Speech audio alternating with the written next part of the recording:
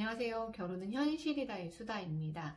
오늘은 싸움하면 말 안 하는 사람, 흔히 해피형이라고 말씀을 하시는데, 제가 오늘 말씀드리고 싶은 분은 그냥 하루 이틀 삐져서 말을 안 하시는 분을 말씀드리는 게 아니고요. 기본 3개월, 6개월, 1년, 2년 장기간의 말을 안 하고 본인의 의사를 그렇게 어필하시는 분들은 결혼 생활을 같이 하시는 분이 대부분 정신과 치료를 받거나 아니면 상담소를 찾는 경우가 많으세요. 그런데 이런 분들의 특징이 사귈 때는 장기간 사귀건 단기간 사귀건 사귈 때는 본인들의 능력을 발휘하지 않습니다. 결혼해서 본인들의 능력을 발휘하시는데요.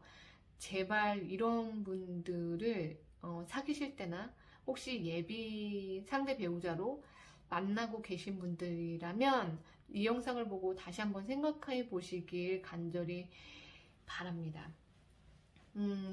이분들은 이제 이런 분들을 만나서 결혼하시려고 하시는 분은 아무도 없으실 거예요. 그런 분인 줄 알고 연애를 시작하시는 분도 아무도 없을 거예요. 근데 사귀다 보니까 뭔가 트러블이 생기면 말을 안 하네. 근데 좀 기네. 이렇게만 느끼실 거예요. 그런데 결혼하고 났더니 생각해 보세요.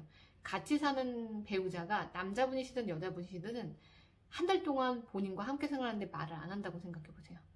참으실 수 있으시면 결혼하시면 됩니다. 3개월이고 말을 안 한다고 해보세요. 참으실 수 있으면 결혼하셔도 됩니다. 1년이고 2년이고 말을 안 한다. 참으실 수 있으면 결혼하셔도 됩니다. 그런데 이 경험을 해보신 20대, 30대, 40대, 50대, 60대, 70대까지 제가 다 만나 뵀는데요. 그분들의 공통점은 정말로 미리 알았더라면 저는 결혼을 안 했을 거고 다시 이런 배우자랑 결혼하라면 절대 안 할 거고 주변의 자녀분이나 주변 지인이 결혼을 한다고 하면 정말로 결사반대해서 결혼하지 못하게 하겠다라고 표현하신 분도 계시고 그리고 심지어 노년에 있으신 분인데 이제 연세가 한 70대 되신 두 부부신데 정말로 지옥 같은 삶을 살았다라고 말씀을 하세요. 그래서 제가 이런 분들이 사귀실 때 한두 번 말 안 하는 것들이 반복된다면 조금 더 관찰해 보시고 정말 이 사람하고 결혼을 할 사람인지를 살펴보시라는 말씀입니다. 그리고 카페에 보시면 카페나 여러 가지 영상들을 보시면 회피형인 사람들에 대해서 그냥 이렇게 가볍게 사연을 웃기게 올리시는 분도 계시는데 정말로 그것은 그분들의 빙산의 일각입니다. 그래서 제가 또 웃겼던 영상이 뭐였냐면 GG극장이라는 걸 제가 되게 좋아하면서 잘 보고 있는데 거기에 그 남편분이 그렇게 말을 안 하시는 분이 계시더라고요. 그 아내 되시는 분이 그걸 벼르다 고치시려고 그 남편분을 고치시려고 여러 가지 방법을 썼는데 안 돼서 나중에 시댁 가가지고 그 남편이 말 안 하는 걸 똑같이 흉내를 내서 좀 괜찮아졌다는 사연이 있는데 제가 주변 분들의 이야기를 들어봤을 때 이 부분은 좀 재미있게 사연이어서 그런지 모르지만 이런 것들로 그런 자극을 한다고 해서 이분들은 고쳐지지 않습니다. 무한 반복하시고요. 자신의 의견과 뜻을 맞춰줬을 때만 그게 고쳐지는 것처럼 보이지 정말로 고치기 쉽지 않습니다. 그래서 여러분들이 이런 도전을 하시는 분들 계세요. 그 지지극장을 보면서 그런 말씀을 하실 것 같아요. 아, 나도 좀 저렇게 해서 고쳐볼까? 그런데요. 정말로 1년이든 2년이든 반복합니다. 이거는 제가 장담하는 게 아니고 주변 지인분들의 이야기예요. 그리고 많이 경험하신 분들의 이야기는 그것은 진짜 못 고친다. 그리고 잊을만 하면 반복을 한다라고 하시더라고요. 그래서 제가 오늘 말씀드리고 싶은 거는 그분들을 고치시려고 하시면 안 되고 이미 결혼을 했기 때문에 책임감 있게 그냥 살아가시거나 그분들이 고칠 수 있는 방법은 정말로 누군가와 본인의 성격 때문에 연을 끊거나 근데 이런 분들 특징이 또 친구들과의 관계도 그렇게 끊어진 분들이 많으세요. 그런데 친구들과의 관계가 끊어진다고 해서 이 사람들이 변할까요? 아니요, 절대 안 변합니다. 부부랑 이혼했다고요? 아마 정말로 주변 지인들이 많이 인연이 끊기고 나면은 좀 바뀔지 모르겠지만 쉽지 않다는 겁니다. 그래서 내가 이 사람의 버릇을 고치겠다 이런 마음으로 접근하지 마시고, 그분들이 과거에 어떤 이유로 그렇게 말을 안 하게 됐는지, 왜 이런 성격이 되었는지.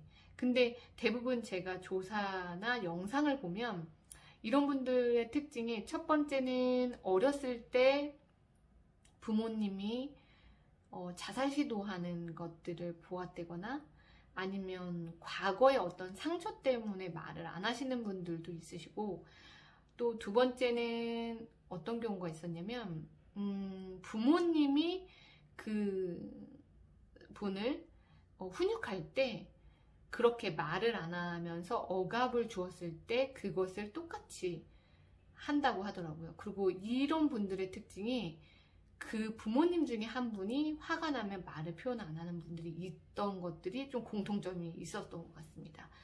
그러니까 이런 분들을 섣불리 내가 고쳐보겠다 생각하지 마시고 그러다 병원 가십니다.